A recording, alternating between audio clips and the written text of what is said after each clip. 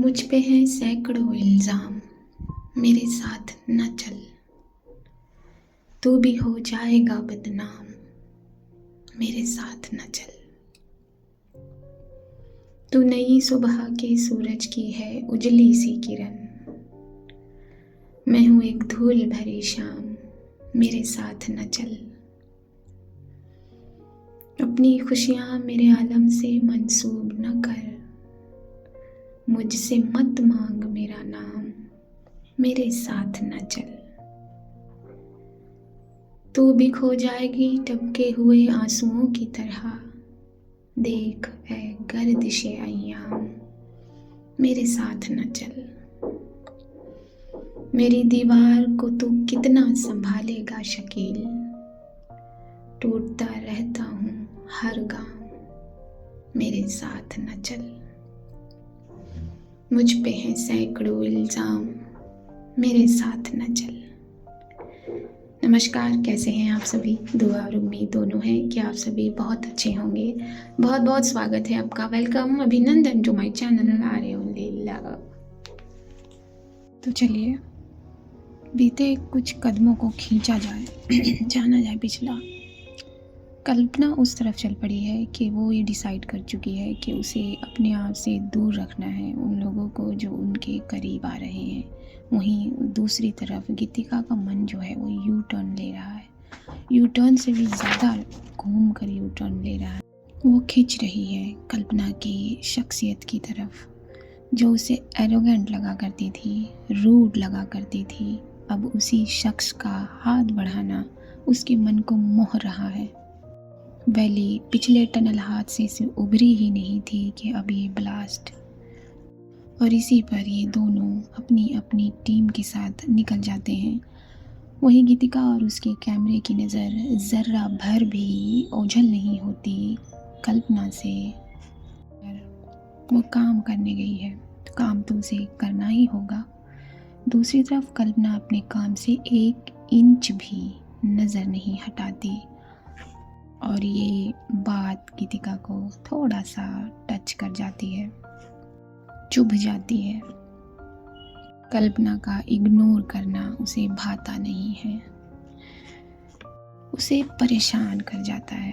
और दोनों ये सब पूरा हो जाने के बाद अपने अपने रूम में जाके एक दूसरे को याद भी करते हैं और एक दूसरे को भूल जाने की कोशिश भी करते हैं एक साथ। तो बस यही है पिछले कदमों की कुछ कड़ियाँ। चलिए थोड़ा सा आगे कड़ियों को गिनते हैं, बुनते हैं। हेलो, हाँ बोल, क्या हुआ? कल्पना ने सोते हुए ही अपने फ़ोन को अपने कान पर लगा कर कहा। पांडा, तू सो रही है अभी तक? अभी ने कल्पना से पूछा। तो क्या करूं, उल्लू हूँ क्या मैं? उल्लू? सुबह हो गई है पांडा। हाँ तो क्या करूं, आज तो सोने दे प्लीज़। ये कहते हुए कल्पना ने फिर से नींद पकड़नी चाहिए। आई नीड योर हेल्प पांडा। अभी ने बहुत आग्रह वाला मुंह बनाया, रिक्वेस्ट वाला मुंह बनाया, और साथ ही साथ उत्साहित भी था। तू मेरा नेविगेटर नहीं होता ना, तो मैं तुझे फ्लेयर्स के साथ बांध देती। अपनी आंखों को ज़बरदस्ती खोलते हुए कल्पना ने अभी की बात का जवाब दिया। रॉजर पांडा, तू मुझे फ्लेयर से बांध, मिसाइल से बांध, सुखोई के इंजन से बांध दे, मगर मुझे तेरी हेल्प चाहिए अभी, प्लीज़। अब नींद से जग जाना। अभी ने दोबारा इसरार किया। मैं सोच रही हूँ सुखोई को बदल दूँ, स्टील्स ले लेती हूँ और अपने नेविगेटर को भी बदल देती हूँ। वो सैम है ना, वो ठीक है, वो चला लेगा, कर देगा मुझे नेविगेट। कल्पना अपनी बात पूरी करे उससे पहले, हाँ वो तो है ही, वो तो पहले से ही फ्लैट हो गया है तुझ पे। अभी ने अपनी बात जोड़ी। हाँ सही तो है, फिर तो उसे देर से भी ज़्यादा घुमा लूँगी मैं। कल्पना ने नींद में ही अभी की बात का सटीक जवाब दिया। अच्छा तो करके देख, मैं अपनी सुखोई से तेरे स्टील्थ और तेरे नेविगेटर दोनों को उड़ा दूंगा। अभी थोड़ा जेलस नज़र आया, सिर्फ बातों में ही। हाँ हाँ, लगता है बड़ा इम्पोर्टेंट काम है तेरा। तभी मेरा सारथी ये भूल गया कि स्टील को नेविगेटर की ज़रूरत नहीं पड़ती। क्या हुआ पार्थ, बोलो। ये कहकर कल्पना ने अपने पैरों को बेड के नीचे उतारा और अपनी चप्पल पहनकर विंडो की तरफ बढ़ गई। हाँ ना, बहुत इम्पोर्टेंट है यार। सना फादर, ये कॉल मी। ये कहते हुए अभिनव के लफ्ज़ ज़रा हिल से गए। तो ससुर जी ने बुलाया है तुझे, तो इतना क्यों घबरा रहा है? भूल गया है क्या ये भी कि तुम दोनों का रोका हो चुका है यार? तो अब काहे कदमों को कंपन दे रहे हो? कल्पना ने अपने बेबाकी वाले अंदाज को कायम रखा ये बोलते हुए। आई नो पांडा, मगर तुझे मालूम है ना। हाँ हाँ, मुझे अच्छे से मालूम है, वो कर्नल है। क्या तू मेरी नाक कटवाना चाहता है और कटवा कर ही रहेगा? इतना क्यों डरता है? हाँ, वो तेरा कोर्ट मार्शल थोड़ी ना कर देंगे। बिंदास जा, मिल। हाँ, केयरफुल, जो मैंने कहा था बस वो याद रखना। कल्पना ने फिर से चिताया अभिनव को और अपनी नज़रों को विंडो के चारों तरफ सर्चिंग मोड में डाला। हाँ जानता हूँ पांडा, इसीलिए तो तुझे कॉल किया ना। मैं क्या करूँगी वहाँ पर यार? कल्पना ने अपनी बात कहकर अपनी नींद को अपने आप से दूर करना चाहा। तू ही कर सकती है और कोई नहीं कर सकता, तू उनकी फेवरेट है। बस तुझे मेरे साथ चलना है तो चलना है। प्लीज़ पांडा, मना मत करना यार, प्लीज़। फ़ोन पर ही अभी ने मुंह बनाया। सबसे पहले तो मुंह ठीक कर अपना, ठीक कर इसे, ठीक कर। और ये क्या बात हुई यार कि मैं फेवरेट हूँ? और क्यों फेवरेट हूँ भाई? मैंने नहीं कहा कि मुझे फेवरेट बना दो। मुझे चैन की नींद सोने भी नहीं देते हो तुम लोग। पांडा प्लीज़ ना, बोला ना मैंने, मुंह ठीक कर पहले अपना। बात बात पे मुंह बनाता है। ठीक है, मैं आती हूँ। कहाँ मिलेगा तू? ये कहते हुए पांडा ने पूरी जगह को अपनी नज़रों से कवर कर लिया और एक उबासी ली। उबासी ले लेने के बाद उसने अपनी बात में कुछ कुछ शब्द जोड़े। सोने भी नहीं देते यार। राफ्टिंग पॉइंट पर। अभी ने कल्पना की बात का जवाब दिया और उस जगह का नाम बताया। अरे यार, और कोई पॉइंट नहीं मिलता तुम्हें? चल ठीक है, मैं आती हूँ, तू पहुँच। ओके। कल्पना ने अपनी बात कही और ये बात को पूरा करके उसने फ़ोन कट कर दिया। अपने कमरे में अपने लैपटॉप पर गीतिका काम कर रही है। तभी उसका सेल फोन रिंग करता है और वो रिसीवर अपने कान पर लगाती है। गीतू, तूने पिक्चर चेक कर ली? सारी कर ली ना? गीतिका के कानों में नेहा ने आवाज़ दी। वही कर रही हूँ यार, टाइम दे थोड़ा। तेरे पास सच में इंसिडेंट साइट की कोई पिक्चर नहीं है क्या? क्या कर रहे थे तुम दोनों? हाँ? गीतिका ने कैमरे की मेमोरी टटोली अपने लैपटॉप में लगाकर। अरे यार, ये तो क्या करूँ मैं? तू तो जानती है ना। हाँ हाँ, मैं तुम दोनों को जानती हूँ। तुम दोनों का कैमरा और तुम दोनों की आंखें एक ही इंसान को पॉइंट कर रही थी, और कुछ तो दिखता नहीं है ना तुम दोनों को? गीतिका ने अन्नू से कहा। हाँ हाँ, मैं इसमें कुछ नहीं कर सकती। डांट ली जितना डांटना है, गलती है मेरी। बट तेरे पास तो होगी ना, तेरे पास भी कैमरा था ना।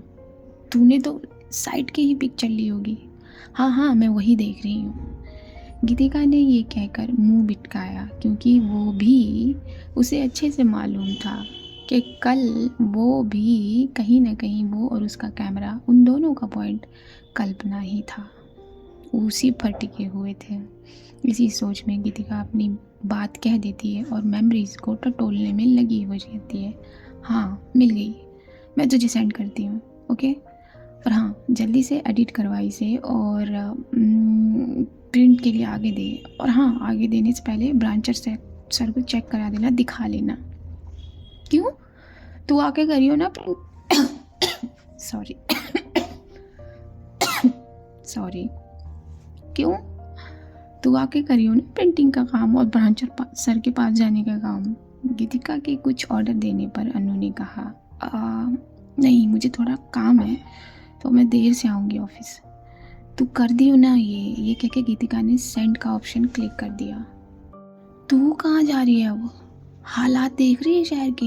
हाँ, ऑलमोस्ट कर्फ्यू लगने वाला है यहाँ, लग सकता है। श्योरिटी है, ये खबर है इस पूरे एरिया में। गीतू तू क्या करे, ज़रूरी काम है क्या? और प्लीज़ किसी खुफिया काम पर अकेले मत निकल जाना। अनु ने थोड़ी फिक्र जताते हुए गीतिका से कहा, अरे मेरी माँ, मैं ऐसा कोई काम नहीं कर रही हूँ, बस जो कह रही हूँ तू वो कर दे, मगर ध्यान से, ओके? ठीक है। मिल गई मुझे पिक्चर और मैं करती हूँ जो तूने कहा। पिक्चर को रिसीव करते हुए अनु ने गीतिका की बात का जवाब दिया, चल ठीक है,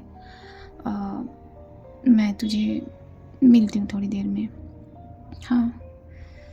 गीतिका ने ये कहकर फ़ोन डिस्कनेक्ट किया। चल गीतू यार, तैयार हो जा। ये कहते हुए गीतिका ने लैपटॉप को टैप करके बंद किया।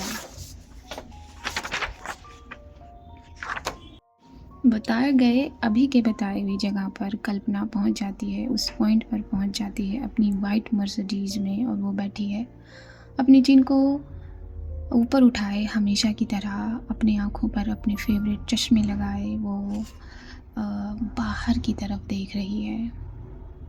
आज का मौसम कुछ ज़्यादा ही सर्द है, ये कहकर कल्पना ने अपनी दोनों हथेलियों को आपस में रगड़ा और उसे अपने चेहरे पर रखा। कुछ सेकंड के बाद जब अपनी हथेलियों को सरकाने का ऑर्डर दिया तो सामने नज़र पड़ते ही उसके लब मुस्कुरा दिए, मगर आंखें नहीं। मिस जर्नलिस्ट अपने कदमों को आगे की तरफ बढ़ाते हुए black boot, denim, white T shirt और एक उसके ऊपर जैकेट डाले हुए गीतिका को देखकर कल्पना ने कहा, गीतिका अपनी धुन में है। ये सर्द हवाएं उसके बालों से खेल रही हैं, जो उड़कर उन हवाओं का साथ दे रहे हैं, और ये सर्दी उसके गालों पर आने वाले रंग को गहरा करके अपनी ज़बरदस्त होने का एहसास दिला रही है। कमाल है यार, इसे ठंड नहीं लग रही। किस खुमार में है ये लड़की, या फिर मैं कमज़ोर हो गई हूँ भाई? कमॉन पांडा, ध्यान दे। अपनी आँख को उस पर टिकाए कल्पना ने खुद से कहा। इतने में उसकी आँखों की टकटकी को फ़ोन की रिंग ने भंग कर दिया, तोड़ दिया। हाँ, तू कहाँ है भाई? मुझे बुला के तू खुद गायब है। किस किस्म के इंसान हो तुम लोग? एक सोते हुए इंसान को उसकी नींद से जगा कर यहाँ बुला लेते हो और ख़ुद गायब हो जाते हो। ये कहते हुए जैसे पांडा की आंखों ने फिर से गीतिका को तलाशना चाहा, उसकी चाहत की, मगर उसकी आंखों की चाहत अधूरी रह गई। उसकी आंखों ने अभी को ढूंढ लिया जो अपनी कार में बैठा इसे ही देख रहा था। तू कार लेकर आया है?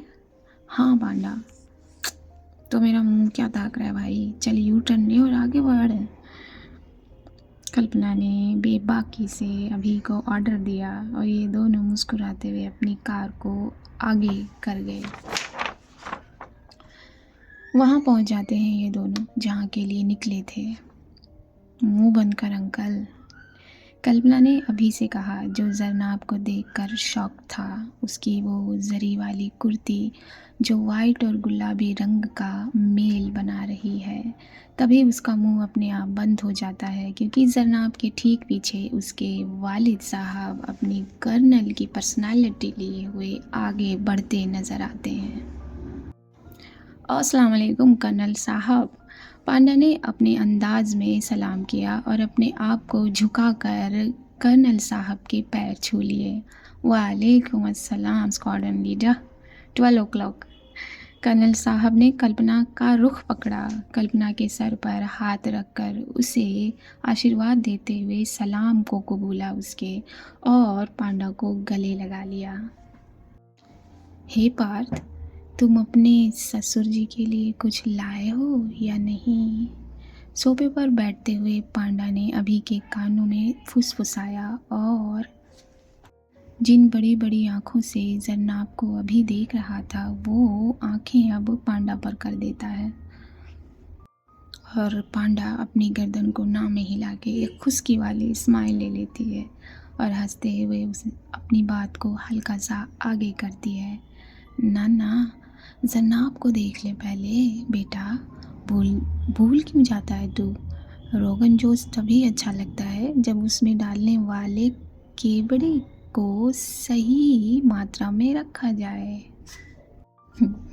तू तो गया बेटा, एटलीस्ट एक रेड वाइन की बोतल ही ले लेता यार। कल्पना अपने शब्दों से अभिनव की हालत ख़राब कर रही थी, साथ ही वो कर्नल से भी बात कर रही थी। कर्नल साहब ने बहुत सारी चीज़ें मंगवाई जो इनके सामने रख दी गईं नोश फरमाने के लिए, और कर्नल साहब ने भी ऑर्डर दिया नोश फरमाने का। पांडा, अब मैं क्या करूं?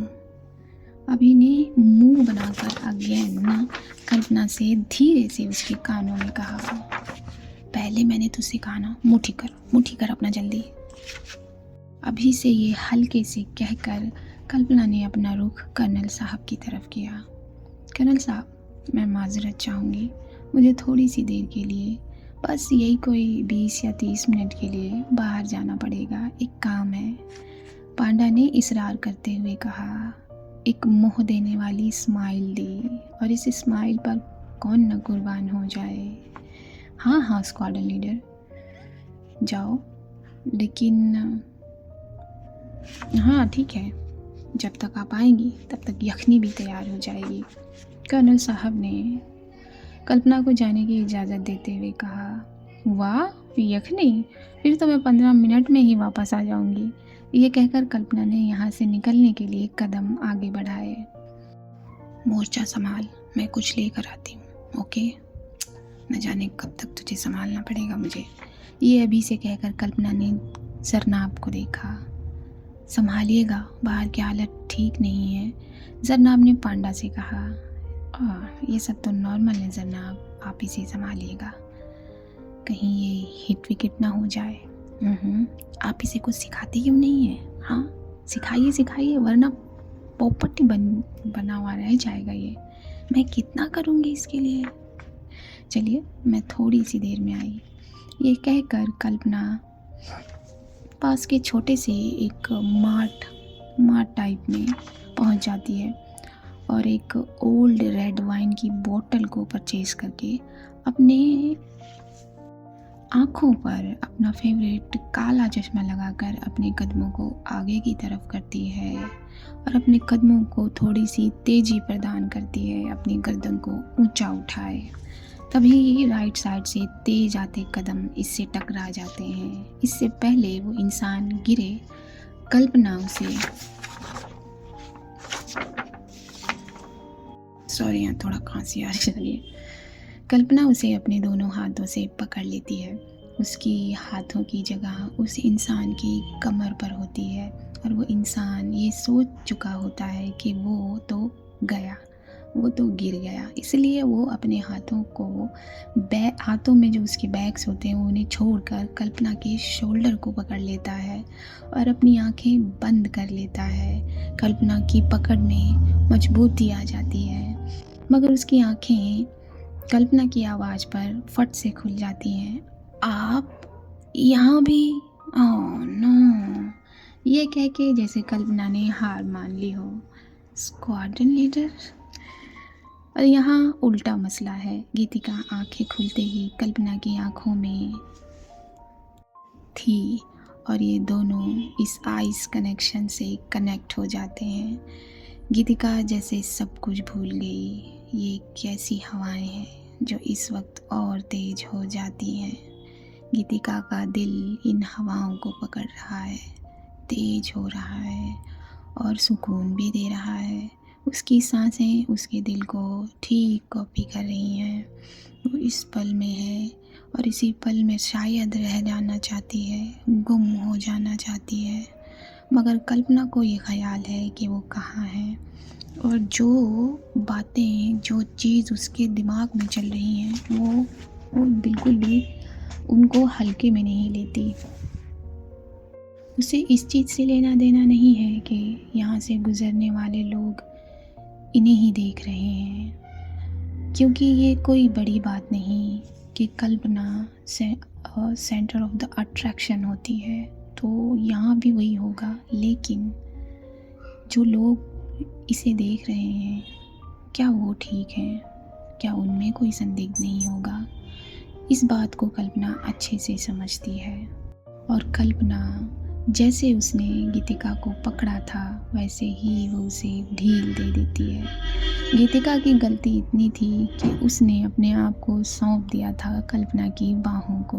तो जैसे ही कल्पना अपनी बाहों को झटके से छोड़ देती है, गीतिका नीचे धड़ाम गिरती है और उसके सारे ख्यालों की चिड़ियाएँ उड़ जाती हैं।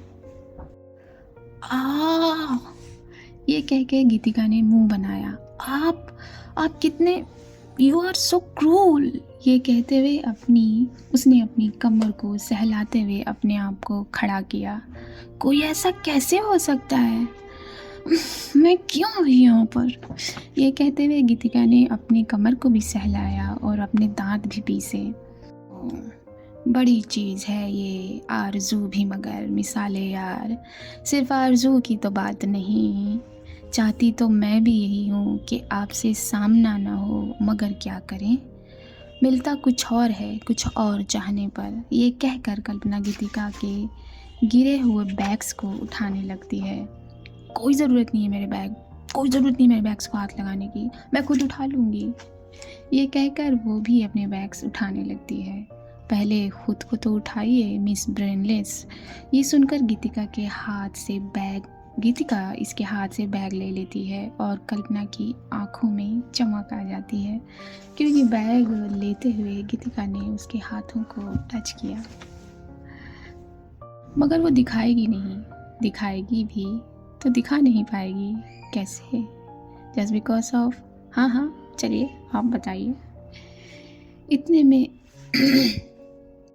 ये छोटे से मार्ट में एक अनाउंसमेंट होती है कि मार्ट को खाली कर दिया जाए, क्योंकि इस एरिया में कर्फ्यू लगने वाला है और मौसम विभाग पहले ही चेतावनी दे चुका है कि यहाँ पर गिरने वाली बर्फ़ अपने उफान पर होगी। इस अनाउंसमेंट को सभी सुनते हैं जो मार्ट में इस वक्त मौजूद हैं। What the fuck. इससे पहले कल्पना अपने वर्ड्स पूरे करे, उसकी नज़रें गीतिका की नज़रों पर पड़ती हैं जो इसे ही देख रही होती हैं, और वो अपने शब्द बदल देती है। व्हाट द हेल, ब्रेनलेस को भी डर लगता है क्या? गीतिका की आंखों को हल्का सा भांपा कल्पना ने। जी नहीं, मैं नहीं डर रही हूँ, ओके। ये कहकर गीतिका ने मुंह टेढ़ा किया। मुंह टेढ़ा करने की बजाय यहाँ से निकलने की सोचिए, ओके। चलिए जल्दी कीजिए, वरना आपको यहीं बंद कर दिया जाएगा।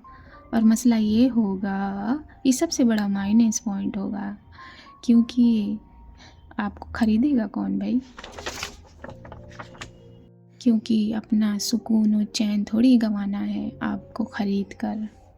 कल्पना की इस बात ने, इसके इन शब्दों ने गीतिका को जैसे जला दिया हो। किसी के बस की भी नहीं है जो मुझे खरीद सके, ओके।